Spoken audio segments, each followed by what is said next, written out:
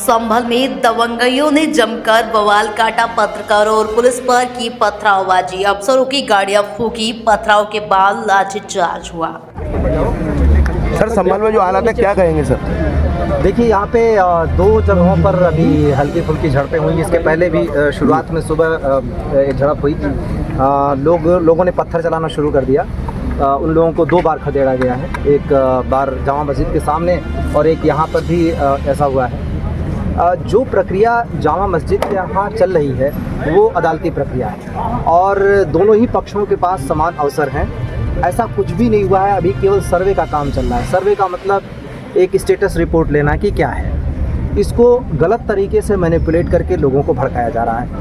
लोगों को भी, और ख़ास तौर से मैं देख रहा हूँ 15-16 साल के 18 साल के बच्चे जिनको समझ भी नहीं है इस बात की, उनको आगे करके कुछ लोग अपनी स्वार्थ की सिद्धि कर रहे हैं। सबसे अपील करूंगा कि इस तरीके की चीज़ें ना करें।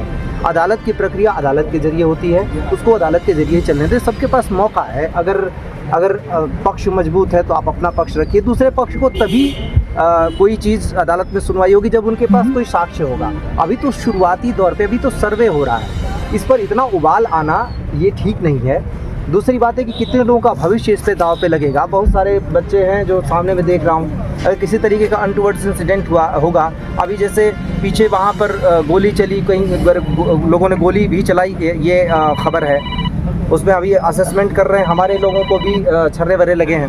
तो ये पथराव, ये इस तरीके का जो विद्वेष भड़काने वाले लोग हैं उनसे सतर्क रहें। किसी भी तरीके से किसी के बहकावे में ना आवें। जहाँ पे भी अगर अपनी बात करनी है, उस बात कहने का तरीका है। यहाँ पर डीएम और एसपी हैं, हम बैठे रहते हैं। मैं लगातार लोगों के लिए उपलब्ध रहता हूँ।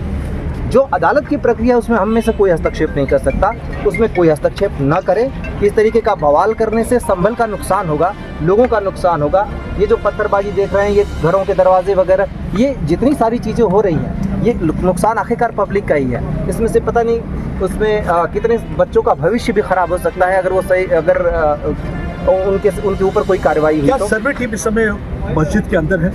जी नहीं, देखिए सर्वे टीम का अपना एक जो अदालत की प्रक्रिया है उसके अनुरूप टाइम होता है। उस टाइम के अनुरूप उन्होंने सर्वे किया, सर्वे करके निकल गए। अच्छा, सर्वे का भी एक सही लोगों को आइडिया नहीं है पिक्चर के साथ। वो मस्जिद कहते हैं, वो उसको मंदिर कहते हैं। दोनों का निर्णय कोर्ट को करना है। हमारी तरफ से हम केवल अदालत को असिस्ट कर रहे हैं और उसमें पुलिस के ऊपर किसी तरीके का गुस्सा निकालना बिल्कुल बेवजह है। दोबारा भी पथराव हुआ है सर? वीडियोग्राफी हो चुकी है सर? वीडियोग्राफी ये सुबह जब वो आए थे उस समय पथराव हुआ, जब ये टीम आई थी? देखिए, टीम जब सुबह आई, सुबह सर्वे ठीक चल रहा था, उसके कुछ समय बाद लोग इकट्ठा हुए।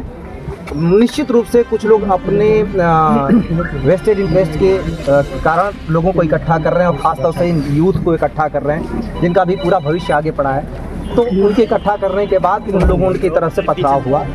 ये बेवजह था, जिसकी कोई ज़रूरत नहीं थी। और उसके बाद जब पथराव हुआ, रिटेलिएशन पुलिस ने उनको खदेड़ा, लाठीचार्ज हुआ। उसके बाद दूसरे तरीके से उनका रिटेलिएशन है। जो ऐसी ताकतें हैं जो चाहती हैं कि यहाँ का माहौल डिस्टर्ब हो, वो तो पीछे खड़ी हैं। उसमें से किसने गोली चलाई, कैसे छर्रे लगे सबको, ये भी अभी जांच का विषय है।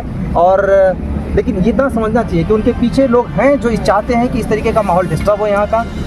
हम किसी भी तरीके से ये चाहते हैं लोग शांति से अपनी बात अदालत के सामने रखें। अभी ये शुरुआती दौर है, अभी जस्ट मामला कोर्ट में गया है। कोर्ट ने किसी तरीके का आदेश भी नहीं पारित किया, जस्ट सर्वे के लिए कहा है। और सर्वे तो किसी भी जगह का हो सकता है, एक इंस्पेक्शन हो सकता है।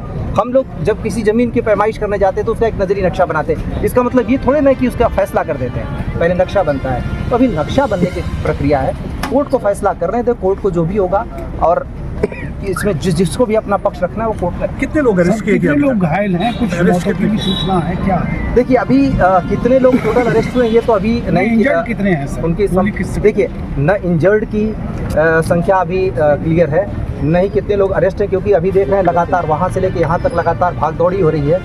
जितने लोगों को अरेस्ट किया जा रहा है या डिटेन किया जा रहा है, उनको थाने बैठाया जा रहा है। इसके बाद जब ये सारी प्रक्रिया से निपट लेंगे, उसके बाद इन सब पे होगी। जिन जो लोग इंजर्ड हैं उनका हॉस्पिटल। संभल वासियों से क्या कहेंगे सर, संभल वासियों से क्या कहेंगे? देखिए अभी तक मौत की कोई पुष्टि नहीं है, जब तक कि जो हॉस्पिटल है उससे रिपोर्ट ना आ जाए। मैंने भी यहाँ आते ही सारी चीज़ों का डिटेल लिया है, पूछताछ की है। तो अभी हॉस्पिटल से रिपोर्ट आने दीजिए कि क्या स्थिति है। अभी मैंने कहा इंजर्ड की भी क्या कंडीशन है, अभी मौका नहीं लगा है कि उनका पता लगाएं, लेकिन टीम पूरी लगी हुई है उनके देखभाल के लिए, उनके इलाज के लिए। स्थिति क्या है शहर की सर?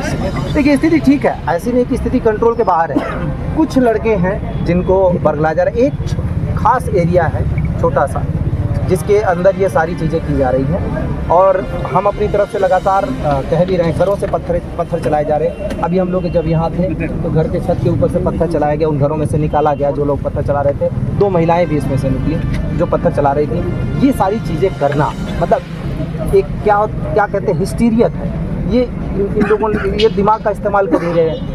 जब भी ऐसा होगा नुकसान उनका होगा। किसी भी तरीके के उकसावे में कोई भी आएगा नुकसान उसका करेगा, उकसावा करने वाला पीछे चला जाएगा। मैं लोगों से अपील करूंगा, खासतौर से संभल के सभी लोगों से, ऐसे लोगों की पहचान करें जो लोगों को उकसा रहे हैं, जो खासतौर से यूथ को उकसा रहे हैं। यूथ को भी समझ में आनी चाहिए कि आप पेशेंस से काम लें। अगर आप वाकई अपने धर्म को मानते हैं तो उस धर्म में सबसे बड़ी चीज़ जो कही गई है वो ये है कि आप ईश्वर पे भरोसा रखें, आप अपने खुदा पे, अल्लाह पे भरोसा रखें और सब्र से काम लें।